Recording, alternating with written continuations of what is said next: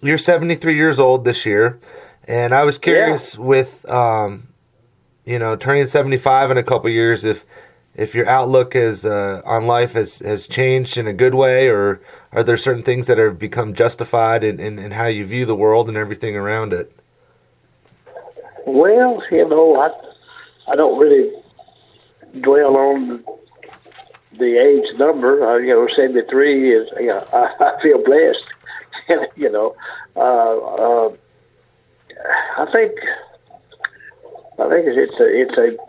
it's a matter of maturing and hopefully growing wise and acquiring wisdom along the way. Where that, probably in your younger days when you were 20, 25, and you probably didn't, or I probably didn't think as deep about things as I do now. I would think that with age comes wisdom. With if you pay attention to it, Do you see things coming full circle? as to how. Just in what you've wanted to do with your career, and then the interactions you have with friends and family and people you meet on the road. Oh, I definitely think that things have turned out more than likely better than I expected, or better than I'd hoped, and my hope was big, but I've been very fortunate along the way, and very blessed that things have turned out like they have, and of course it doesn't come without effort. I will tell you that, and I hope that the young folks, as they read this, will understand that it's not, you don't get a free ride. Yeah. You might think you do, but you don't. There are no free rides, and you work hard at your craft, no matter what it is. You have to work hard at it, and pay attention to your business, whether you're a musician or a computer operator or whatever the case may be. There's no free ride, and certainly for me. I feel like that's what it's taken to get to where I am today, and it's the fact that I had something to offer to people musically that they liked and still do, and so yeah, I feel an obligation to the people that have supported my music all these years to always try to do my very best in whatever facet of music, be it in a recording studio or a live concert, or just bump into somebody out in a shopping mall somewhere that recognize you and say, hey, how you doing? Or, are you Doyle Lawson? Yes, I am. You Well, know, it's one of those things that, with doing something that you love, that you have to have that conversation early on, that hell or high water, this is what I want to do.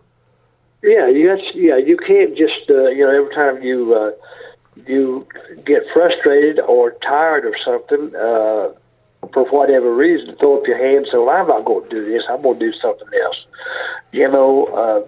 There's no saying, a quitter never wins, but a winner never quits. And that's kind of the way I look at it. Well, I was watching the State of Music interview you did with David Holt recently, and you talked a lot about not restricting the creative process of an artist. Yes, yes. And I was curious because I agree with what you had said, but I was wondering, it seems kind of like an interesting statement when applied to bluegrass, which can be very defined in its lines. I don't know if you could speak to that. Well, I really don't think that it is defined to its lines.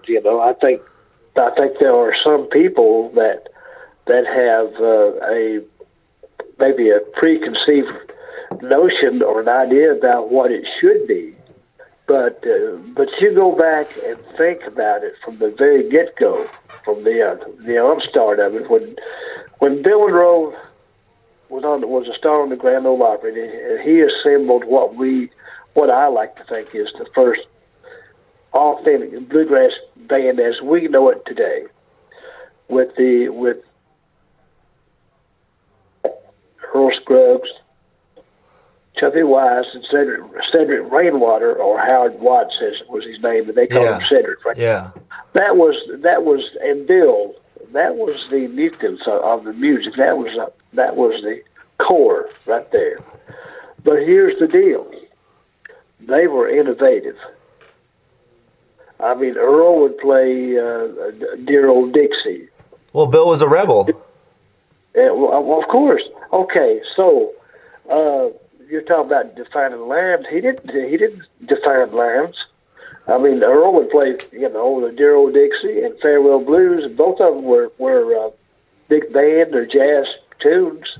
I've got the same recordings by the Tommy Dorsey Band and Benny Goodman, people like that. Well, I was curious about you about when people can be real purist about the whole thing.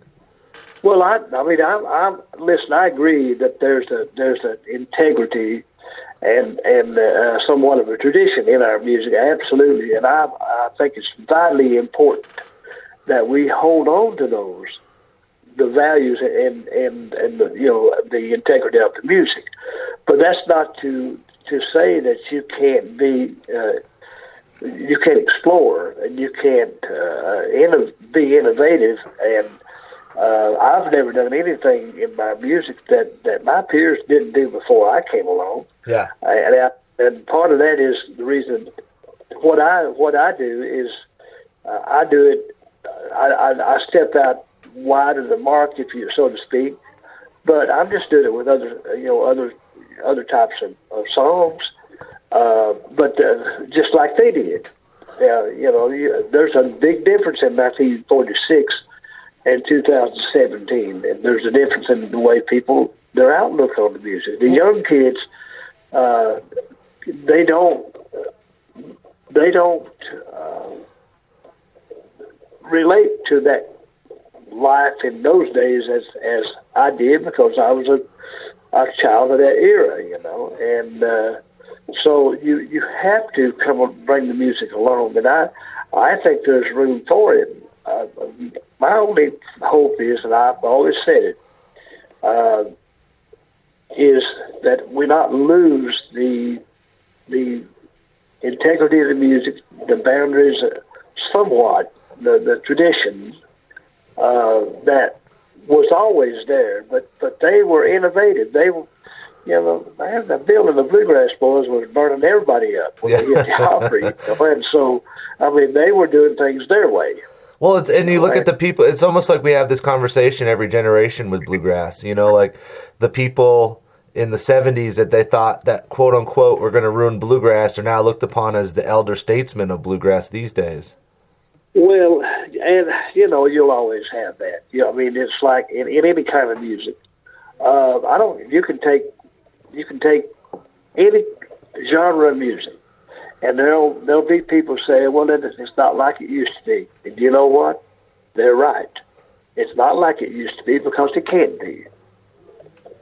And I look at it as like a tree. Like the trunk is Bill and the originals, and then the branches are things that have grown. Well, I think, again, that's not to say some of the music out there maybe has lost its way somewhat. Not bluegrass yet. I think but if we're not careful, we will lose that core of the music that started with Monroe and Flat and Scruggs and Chubby and Cedric. That to me that was the Bluegrass band. That's why we played the music we played, because of those five people. I got to tell you, that's the way I firmly believe that. And it started there, and if you think about all the people that came after that, there was Don Reno, who Earl was so innovative and introduced a brand new style of banjo playing. And not long after that, Don Reno comes along, and he plays the banjo, but it's a much different style than Earl. Yeah. Do you grow more from your limitations, or do you draw your own lines? I think I try to have an awareness of how far that that I want to go with it. I don't know that I've ever drawn a line. I've always been mindful of as I said, the integrity and the core of the music. I've tried to always be mindful of that, and not get if you take any kind of music that you play and you take it so far away that you really cannot recognize it as being what you were calling it. The reason we have the different genres of music, we have bluegrass, because there's something a sound that defines that. Well, and